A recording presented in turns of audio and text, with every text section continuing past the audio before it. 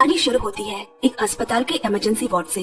अभी अभी मुर्दा घर से किसी 15-16 साल के लड़के को लाया गया है जिसे मृत घोषित कर दिया गया था, मगर आज सुबह ही उसकी सांसें फिर से चलने लगी। यहाँ वार्ड में उसे लाए थोड़ी ही देर हुई थी कि अचानक से जैसे समय रुक गया। वो लड़का हवा में रुकी पानी की बूंदे पुतले बनकर खड़े डॉक्टर्स को देखकर बिल्कुल हैरान रह गया। तभी उनमें से एक नर्स बोल पड़ा, मुबारक हो, तुम्हें चुन लिया गया है और तुम्हारा काउंटडाउन शुरू होता है आज से। लड़के को कुछ समझ नहीं आया। वो बोला, मैं कौन हूँ और किस काउंटडाउन की बात कर रहे हो? नर्स बोला, ओहो, तो तुम्हारे पिछले जन्म की याददाश्त जा चुकी है। तो मैं तुम्हें शुरू से सब बताता हूँ। तुम एक आत्मा हो जो कि मर चुका है और तुम्हें एक दूसरा मौका मिला है जीने का, मोकोटो कोबायाशी के शरीर में। अगर तुम ये मौका गंवाना नहीं चाहते हो तो तुम्हें 100 दिनों के अंदर एक सवाल का सही जवाब ढूंढकर निकालना होगा। और सवाल ये है कि जिसके शरीर में तुम अभी हो उसकी मौत कैसे हुई। याद रखना, 100 दिन और 3 मौके सही जवाब देने के लिए। अगर तुम पास हो गए तो तुम्हें जीने का एक और मौका दिया जाएगा और अगर नहीं तो तुम फिर से मर जाओगे। इतना कहकर पलक झपकते ही सब कुछ पहले जैसा हो गया। वो नर्स भी वही है, मगर जो भी अभी हुआ वो भी बाकियों की तरह इससे अनजान है। अब यहाँ वो लड़का यानी मोकोटो अपने वार्ड में है। बाहर कोई रोते हुए डॉक्टर से अपनी चिंता जता रहा है। डॉक्टर उससे कह रहा है, ऐसा मेरे पूरे करियर में पहली बार हुआ है कि कोई मरकर वापस जिंदा हुआ हो। हालांकि उसकी याददाश्त वापस आने में थोड़ा वक्त लग सकता है। फिलहाल चिंता की कोई बात नहीं, रिपोर्ट बिल्कुल नॉर्मल है। मुकुटो समझ गया कि वो इस लड़के की माँ होगी और जो सामने सिविल सर्विस की किताब खोले बैठा है, लगता है वो इस मुकुटो का बड़ा भाई है। अब उसे अगले ही दिन अस्पताल से डिस्चार्ज कर दिया गया। रास्ते में मुकुटो ने थोड़ी हिम्मत दिखाकर उस लड़के की माँ से पूछा, क्या आप बता सकती है मैं कैसे मरा? ये सुनते ही माँ चौंक गई। बोली, नहीं बेटा, ऐसा नहीं कहते, तुम अभी जिंदा हो। फिर थोड़ा हिचकिचाते हुए बोली, तुम्हारी तबीयत निमोनिया की वजह से खराब हुई थी। मुकुटो सोचने लगा, तो क्या यही सही जवाब है? इतना आसान? और तभी गाड़ी रुक गई। बाहर खड़े लोग अपनी जगह जम गए और एक बार फिर वो फरिश्ता ड्राइवर के अंदर आया और कहा, तो तुम्हें लगता है मुकुटो कैसे मरा ये जानना इतना आसान होने वाला है? तुम्हें सच में लगता है उसके मरने की असली वजह निमोनिया थी? मुकुटो समझ गया कि उसे सोच समझकर जवाब देना होगा। उसके पास सिर्फ 3 ही मौके हैं पुनर्जन्म पाने के लिए। अब घर पहुंचकर वो वहाँ रखी चीजों को टटोल रहा है। सामने कुछ तस्वीरें हैं जिसमें मुकुटो के माँ बाबा और भाई है, पर वो तो किसी तस्वीर में नहीं। उसने उसकी माँ से पूछा, बाबा कहाँ है? माँ ने झिझकते हुए कहा, वो आए थे जब तुम बेहोश पड़े थे अस्पताल में, मगर तुम्हारे होश में आने से पहले उन्हें किसी काम से शहर के बाहर जाना पड़ा। मुकुटो सोचने लगा, बड़ी अजीब बात है, बेटा मरने वाला है और बाप को काम सूझ रहा है। तभी उसका बड़ा भाई मित्सुरु आया। माँ बोली, आज से मुकुटो तुम्हारे साथ ही कमरे में सोएगा, अभी उसे अकेला सुलाना बिल्कुल ठीक नहीं होगा। मित्सुरु बिना कुछ कहे वहाँ से चला गया। रात में सबके सो जाने के बाद मुकुटो चुपके से अपने कमरे में गया। ये बिल्कुल किसी आम से कमरे जैसा है। उसे दराज पर कुछ खाली फ्रेम्स मिले, लगता है इनमें से तस्वीरें निकाल ली गई है। फिर नीचे की दराज में टूटी हुई पेंट ब्रश मिली। उसके दिमाग में बस एक ही सवाल चल रहा है, मुकुटो की मौत के पीछे क्या राज हो सकता है? तभी उसकी नजर फर्श पर कुछ अजीब से निशान पर गई। उसी वक्त कमरे की बत्ती जल जाती है। मित्सुरु अचानक अंदर आया और कहने लगा, हाँ याद है तुम्हें वो जगह? यही तो तुम मरे थे। शोर सुनकर माँ भी वहाँ आ गई और उसे वहाँ से ले जाने लगी, लेकिन अपने ही कमरे में रहने की जिद वो लड़का उसकी माँ से करता है। अब अगली सुबह स्कूल के लिए तैयार होते हुए वो सोच रहा है, 100 में से एक दिन कम हो गया। वही एक सवाल उसके दिमाग में घूम रहा है। बाहर लड़के की माँ से किसी की बात करने की आवाज उसे सुनाई दी। वो अकीरा है, मुकुटो की बचपन की दोस्त। दोनों की क्लास भी एक ही है। मुकुटो 10 दिनों से स्कूल नहीं आया तो हालचाल लेने आई है। माँ ने मुकुटो के साथ जो कुछ अस्पताल में हुआ किसी को नहीं बताया है, न ही ये मालूम है कि मुकुटो की याददाश्त जा चुकी है। डॉक्टर ने कहा है कि उसे रोजाना की जिंदगी जीने देने से याददाश्त वापस आने में मदद मिलेगी, तो उसे स्कूल भी जाने दिया गया। साथ स्कूल जाते हुए अकीरा बोली, आज तुम कुछ बदले बदले से लग रहे हो, मतलब कि पहले की तरह नहीं हो, कुछ तो अलग है। अच्छा, तुम्हें स्कूल के फाउंडेशन डे पे जो पेंटिंग बनाना है वो याद है ना? मैं फाउंडेशन डे कमेटी की मेंबर हूँ, काम पूरा नहीं हुआ तो डांट मुझे ही पड़ेगी। मुकुटो ने भूलने जैसा नाटक किया। फिर अकीरा उसे क्लास के बाद एक्टिविटी रूम में मिलने को कहती है और किसी मित्सुकी का जिक्र करते हुए थोड़ी मायूस भी हो गई। मित्सुकी तुम्हारे बारे में पूछ रही थी। मुकुटो ने भी हाँ में सिर हिला दिया। अब स्कूल में दाखिल होते ही उसे दीवार पर एक खाली जगह दिखी। पता नहीं उसे वो खाली जगह क्यों खला। अब ढूंढते ढूंढते वो अपने क्लास पहुंचा, मगर वहाँ से कोई बात नहीं कर रहा। उसे समझ आया कि मोकोटो का कोई दोस्त नहीं। वो उनसे घुलने मिलने की कोशिश भी करता है, मगर कोई फायदा नहीं। लंच में वो सभी से भागकर उसी जगह पहुंचा जहाँ अक्सर अकेले में मोकोटो भी आया करता था। उसने लंच का डब्बा खोला तो इतना सारा अच्छा खाना देखकर उसका मन खुश हो गया। मोकोटो की माँ सच में अच्छा खाना बनाती है, उसने सोचा। और फिर जैसे ही खाना खाने शुरू करने वाला होता है, वहाँ एक लड़की आई और उसके फोन के मैसेजेस और कॉल का रिप्लाई ना करने पर उसे डांटने लगी। वो थोड़ा हैरान परेशान हो गया कि अब ये लड़की कौन है। उसके दिमाग में चल रहा है, क्या इतनी प्यारी लड़की मोकोटो को जानती है? उसे भी वो अच्छी लग रही है। फिर वो लड़की बोली, ऐसा क्या देख रहे हो? तुम्हारी पेंटिंग के लिए मॉडल बनने वाली लड़की को ही भूल गए? मोकोटो थोड़ा झिझक के साथ कहता है, मित्सुकी, ये तुम हो? मित्सुकी जोर से हंसते हुए कहती है, तुम पागल हो गए हो क्या? और कौन हो सकती हूँ मैं? अच्छा, तुम्हें अपना वादा तो याद है ना? वो फिर सोच में पड़ गया। मित्सुको ही बोली, वो मेरी एक दोस्त के लिए जन्मदिन का तोहफा खरीदने जाना था। क्योंकि तुम्हें आर्ट और पेंटिंग का शौक है तो तुम मेरी मदद करोगे कहा था। मोकोटो ने याद आने का नाटक करते हुए कहा, ओह हाँ, कैसे भूल सकता हूँ, तुम जब कहो चलते हैं। तो तय हुआ कि अगले महीने वो साथ मित्सुकी के दोस्त का तोहफा खरीदने जाएंगे। मित्सुकी एकदम से बोली, आज तुम थोड़ा अलग लग रहे हो, बाकी दिनों से कुछ तो अलग है आज तुम में। यहाँ दूसरी बिल्डिंग से अकीरा उन दोनों को बातें करते हुए देखती है। फिर वो अपने काम में लग गई। घर लौटकर मोकोटो माँ को उसके बाबा से फोन पर बात करते हुए सुन लेता है। वो कह रही है, इस वक्त घर को, दोनों बच्चों को तुम्हारी जरूरत है, तुम्हें यहाँ होना चाहिए। अचानक मोकोटो को अंदर आते देख माँ ने फोन रख दिया। माँ ने उसे बड़े भाई मित्सुरो को खाना खाने के लिए बुलाने को कहा। कमरे का दरवाजा खोलने पर मित्सुरो गुस्सा हो गया। शायद वो अपने अलमारी में कुछ देख रहा है। आइंदा मुझसे बिना पूछे इस कमरे का दरवाजा खोलना मत कभी, समझे?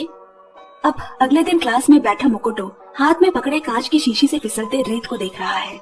ये उसे उसी फरिश्ते ने दी है जो हर वक्त बताता है कि समय हाथ से निकलता जा रहा है। तभी क्लास टीचर ने उसे बुलाकर पूछा, क्या तुमने अपने कॉलेज एडमिशन को लेकर पेरेंट्स से बात की? वो कुछ समझा नहीं। फिर टीचर ने उसे किसी आर्ट स्कूल का एडमिशन फॉर्म थमाया और कहा, तुम अगर वाकई में अपने आर्ट के प्रति रुचि को आगे बढ़ाना चाहते हो तो उनसे बात करो। अब लंच के बाद उसे अकीरा ने बुलाया। स्कूल फाउंडेशन डे आने में सिर्फ 100 दिन बाकी है। तुम्हें जल्दी अपने आर्ट थीम पर काम शुरू करना होगा। मगर उसे तो कुछ बनाना ही नहीं आता। वो सोचने लगा क्या करे। तभी उसकी नजर चहकते मुस्कुराते हुए मित्सुकी पर पड़ी और कुछ देर के लिए वो अपनी सारी परेशानी भूल बैठा। अब वो आर्ट रूम में उस पेंटिंग को ढूंढ रहा है जिसका जिक्र मित्सुकी ने किया था, जिस पेंटिंग में वो मॉडल बनी थी। और उसी वक्त कमरे में टीचर आया। उसने मोकोटो का हाथ पकड़कर एक कैनवस बोर्ड के सामने बैठा दिया। फिर एक सेब काटकर उसके सामने रखा और बोला, इसे कैनवस बोर्ड पर बनाओ अभी। वो तो हक्का बक्का रह गया।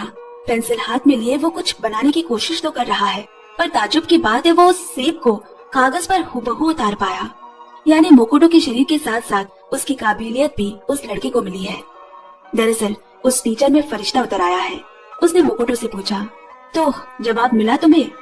मोकोटो के पास फिलहाल कोई जवाब नहीं। तब वो उसे एक सुझाव देते हैं, मोकोटो की जिंदगी को करीब से देखो, जवाब वही छुपा है। इधर घर पर एक तरफ मोकोटो कुछ सोच रहा है और दूसरी तरफ उसके हाथ अपने आप एक चित्र उभार रही है, जैसे हाथों को मालूम हो कि उन्हें क्या करना है। तभी मित्सुकी का मैसेज आया। उससे कल मिलने के लिए बुला रही है और उसका वादा भी याद दिलाया।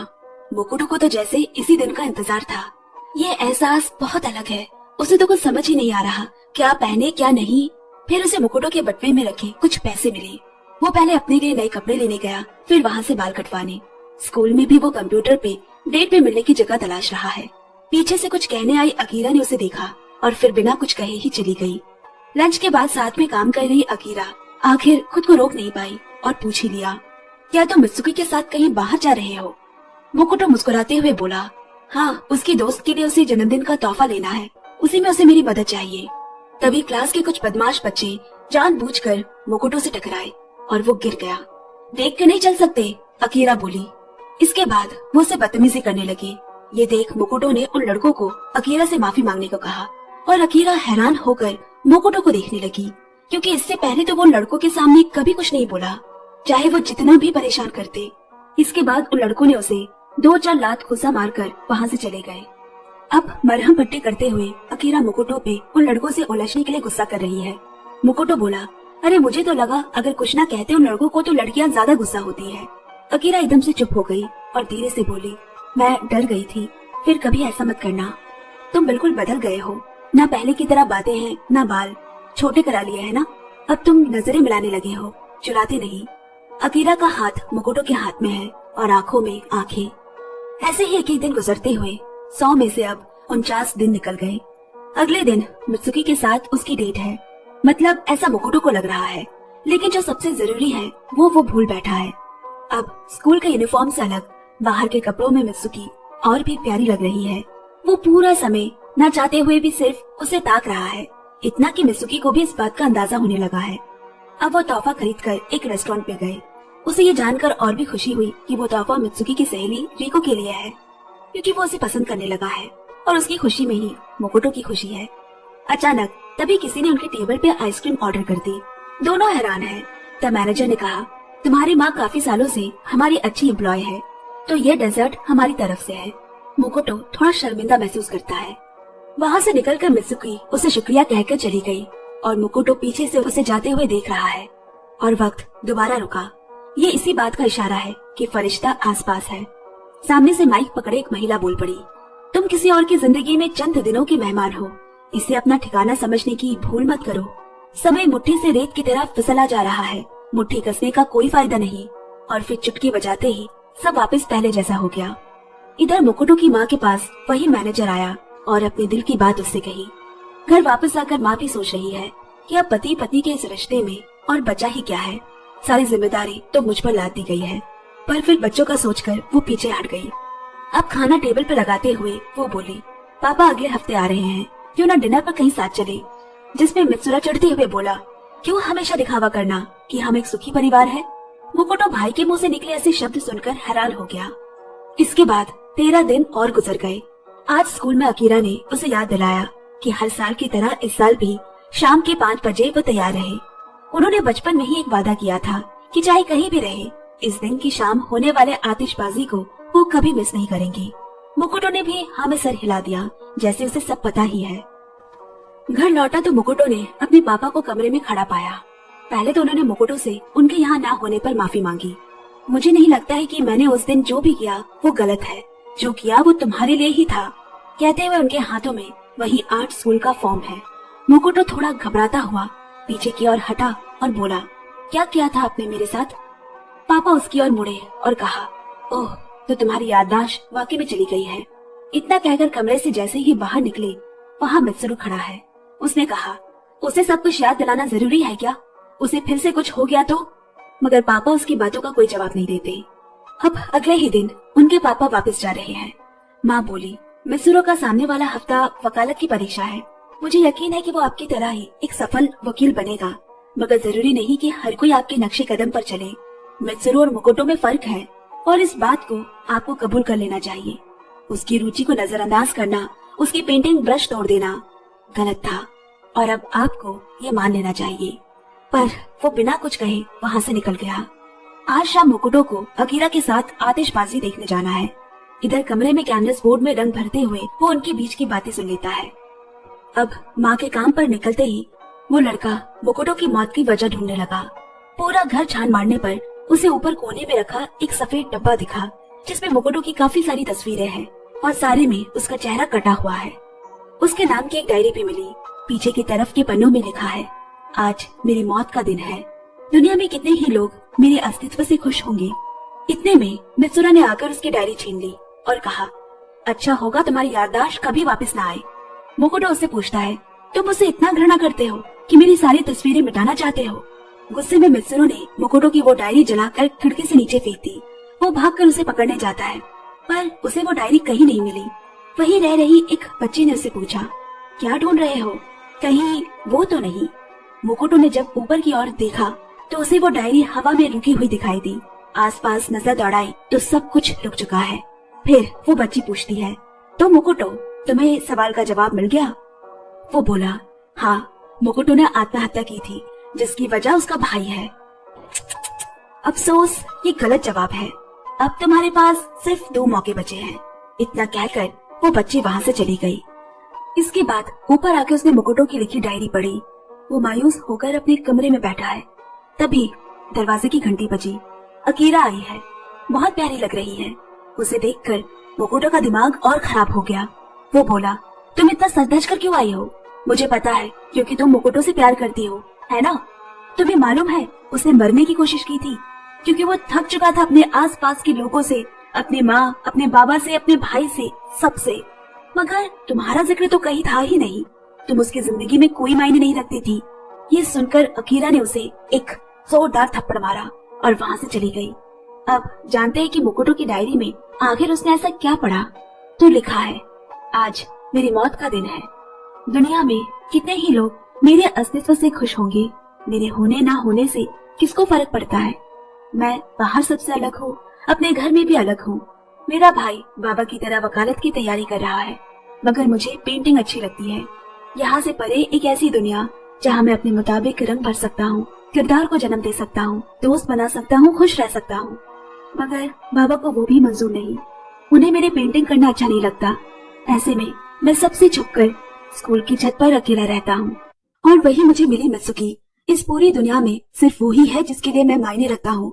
वो मेरे साथ वक्त गुजारती है। उसकी तस्वीर मैंने कैनवस बोर्ड के साथ साथ अपने दिल में भी उतार ली है। मगर उस दिन जब स्कूल में टंगी उसकी तस्वीर देखकर लोगों ने पूछा कि ये मुकुटो कोबयाशी कौन है जिसने तुम्हारी तस्वीर बनाई है, उसने मुझे पहचानने से साफ इनकार कर दिया, जैसे मैं उसका कोई नहीं लगता। मैंने वो तस्वीर स्कूल फाउंडेशन डे के लिए बनाई थी, जिसे मैंने उतार फेंका। यहाँ आज अभी के मुकुटो को ये दर्द अपने दिल के बहुत करीब लग रहा है। मुकुटो ना होते हुए भी वो उसके साथ रो रहा है। अब वो सीधा मित्सुकी के पास गया और बोला, अगर मुकुटो का तुम्हें अपनी कैनवस में उतारना अच्छा नहीं लगता था तो उसे कह क्यों नहीं दिया? क्यों नहीं बता दिया कि तुम सिर्फ उसका फायदा उठा रही हो, कि पीठ पीछे हंसती थी तुम उसके? मित्सुकी ने उसे सफाई देनी चाहिए कि ऐसा कुछ भी नहीं है, मगर तब तक वो वहाँ से जा चुका था।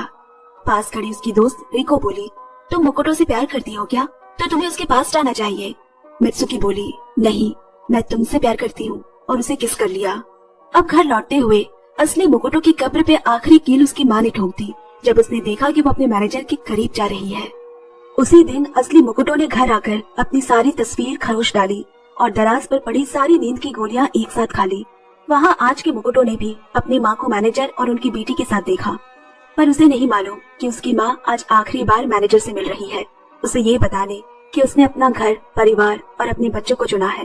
वो रोता भागता हुआ एक पुल पर पहुंचा।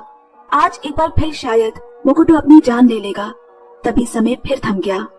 एक गुजरती गाड़ी से आदमी बाहर आया और बोला, तो क्या जवाब है तुम्हारा? मुकुटो की मौत कैसे हुई? वो बोला, उसे सबने मारा है, जिस किसी ने उसे अपनी जिंदगी से नजरअंदाज किया, उसका भाई, उसके बाबा मित्सुकी और अंत में उसकी माँ भी। पर अफसोस ये जवाब भी गलत है। घड़ी की सुई टिक टिक कर रही है। सिर्फ 8 दिन है तुम्हारे पास। और समय वापस चल पड़ा, पर मुकुटो वही अकेला खड़ा रह गया। यहाँ माँ जब घर पहुँची, उसे मित्सुरो काफी घबराया हुआ मिला, क्योंकि मुकुटो अभी तक वापस नहीं आया है। वो दोबारा अपने छोटे भाई को कुछ भी होते हुए नहीं देख सकता। माँ बोली, तुम घर पर रहो और उसके आते ही मुझे खबर करना, मैं बाहर जाकर उसे ढूंढती हूँ। तेज बारिश हो रही है। काफी देर गाड़ी चलाने के बाद आखिर उसे मुकुटो नजर आया। वो दौड़कर उसके पास आई और बोली, घर चलो बेटा। जिसपे वो बोला, मत दिखावा करो एक अच्छी माँ होने का। तुम्हें अपने परिवार में खोट नजर आया तो तुम किसी और के साथ सुकून से रहने चली गई। और मुकुटो के सुकून का क्या? वो कहाँ भागता? उसके पास तो मौत के अलावा कोई रास्ता नहीं बचा था जहाँ उसे सुकून मिल सके। इतने में गाड़ी इससे पहले कि मुकुटो को टक्कर मारती, माँ बीच में आ गई। अस्पताल में मुकुटो को होश आया। मित्सुरो वही खड़ा है। फिर वो उसे माँ के पास ले गया। वो अभी तक बेहोश पड़ी है। उन्हें सर पर चोट लगी है। बगल में उनका हाथ पकड़े बैठे बाबा बस रो रहे हैं। इंसानों की फितरत ही है कि जब तक कोई चीज पास है उसकी कदर नहीं करते। अब मित्सुरो ने मुकुटो से कहा, तुम हमेशा रोते रहते हो कि तुम्हें कोई देखता नहीं है, कोई परवाह नहीं करता, पर सच तो ये है कि तुम कभी बड़े ही नहीं हुए। तुम बचपन में हमेशा रोते थे, मेरे पीछे हर वक्त घुमा करते रहते, लेकिन मेरी नजर हमेशा तुम पर रहती। तुम्हें क्या लगता है अपने छोटे भाई को सामने मरते हुए देखना आसान था? मुझ पर क्या गुजरी थी जब तुम कहीं नहीं थे। अगर तुम्हें वो सब कभी दिखाई ही नहीं दिया तो क्या कहोगे कि लोगों ने तुम्हें नजरअंदाज किया, या तुमने अपने साथ खड़े लोगों को? इस बचपने से बाहर आओ मुकुटो और सामना करो लोगों का। अब यहाँ स्कूल में मुकुटो को पता चला कि अकीरा ने फाउंडेशन डे की कमेटी से बतौर मेंबर इस्तीफा दे दिया है। अब यहाँ मित्सुको की रिको को किस करती हुई वीडियो पूरे स्कूल में फैल गई और रिको ने ये साफ इनकार कर दिया कि उसके मित्सुको से कोई भी लेना देना नहीं है। सबके सामने शर्मिंदा होकर वो छत पर अपनी जान देने पहुंची। मुकुटो को मालूम था वो वही मिलेगी। मित्सुको को समझ नहीं आ रहा कि वो लोगों से, रिको से अब कैसे नजर मिलाएगी। वो बस कहीं चली जाना चाहती है जहाँ उसे कोई नहीं जानता। उसने मुकुटो से भी माफी मांगी। अब उसे ये एहसास हो चुका है कि उस दिन मुकुटो को कैसा लगा होगा जब उसकी पेंटिंग देखकर उसने कहा था कि वो किसी मुकुटो को नहीं जानती। उसी हालात से गुजर चुका मुकुटो ने उसे समझाया, अपने आप पर कभी शक मत करना, न कभी शर्मिंदा होना, कभी गलत मत समझना खुद को। रंगों की तरह ही हर इंसान में कुछ हल्के कुछ गहरे रंग होते हैं जो उनकी जिंदगी की तस्वीर को खूबसूरत बनाते हैं।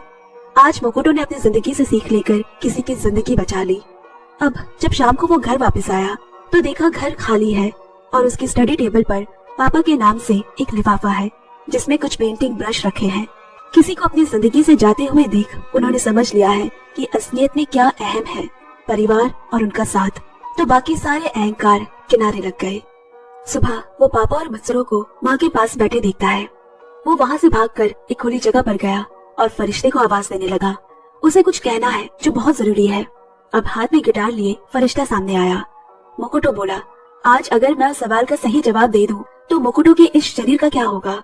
फरिश्ता बोला, तो इसे तुम रख लेना। मगर वो चाहता है कि ये शरीर असली मुकुटो को वापस मिल जाए। उसे प्यार करने वाले परिवार और दोस्त उसे दोबारा मिले जिसे उसने अपनी बेवकूफी से नजरअंदाज कर दिया था। ये सब जानकर फरिश्ते ने एक और शर्त रखी। कहा, ठीक है ऐसा ही होगा, लेकिन साथ में तुम्हें एक और सवाल का जवाब देना होगा कि तुमने अपनी पिछली जिंदगी में क्या गलती की थी, नहीं तो तुम दोनों को ही पुनर्जन्म नहीं मिलेगा। मुकुटो एक बार फिर सोच में पड़ गया। मैं ये कैसे पता लगाऊं कि मैंने अपनी जिंदगी में क्या गलतियां की थी?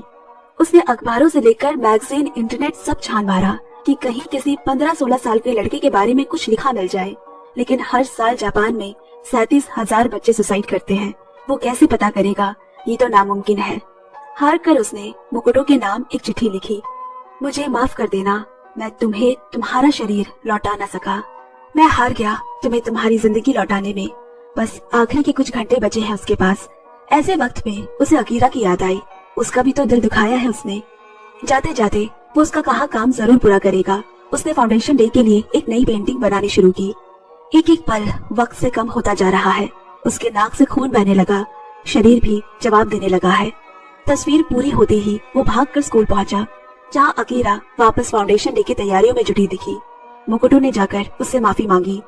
अकीरा बोली, तुमने तो उम्र भर के लिए मेरे दिल को खरोच दिया है, पर फिर भी मैं तुम्हें माफ करती हूँ, क्योंकि एक अच्छे दोस्त होने के नाते मैं भी तुम्हारा अकेलापन, तुम्हारी तकलीफ नहीं समझ पाई। मुकुटो के होठों पे मुस्कान मगर आंखें छलक रही है और कहा, तुम हमेशा से ही मुझे देखती रही, मैं ही तुम्हें नहीं देख पाया। फिर उसने वो पेंटिंग थमाई जिसमें आतिशबाजी की तस्वीर बनी है जो वो आखिरी बार साथ देख न सके। अकीरा ने मुस्कुराते हुए सामने देखने को कहा। मुकुटो की गैर हाजिरी में उसने भी उसके आर्ट रूम के लॉकर से जो पेंटिंग चुनी थी वो बिल्कुल एक ही तरह की है। शायद तुम इतने भी नहीं बदले, वो बोली, कुछ चीज अभी भी वैसी ही है तुम में। मुकुटो उसे जी भर कर देख ही रहा है कि उसके दिल में एक तेज दर्द उठा।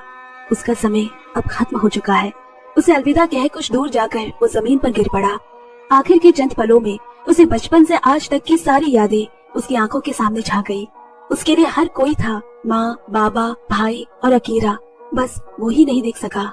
मैं ही जिम्मेदार हूँ मुकुटो की मौत का, मेरी ही गलती थी, मैं ही मुकुटो हूँ। इतना कहकर वक्त एक बार फिर थम गया। सामने से आते एक चपरासी ने उसे उठाने के लिए हाथ बढ़ाया। वो फरिश्ता है। उसने मुकुटो को बधाई दी और कहा, तुम पास हो गए। इत्तेफाक से तुम्हारी पिछली जिंदगी की गलती और मुकुटो की मौत की वजह एक ही है, क्योंकि तुम ही मुकुटो हो। तुम्हें ये जिंदगी का तोहफा मुबारक हो। मुकुटो को समझ नहीं पाया। वो बोला, लेकिन तुमने तो कहा था कि किसी और के शरीर में मुझे कुछ समय के लिए पनाह मिली है। फरिश्ते ने हंसते हुए कहा, तो बोलो ऐसा ही है ना।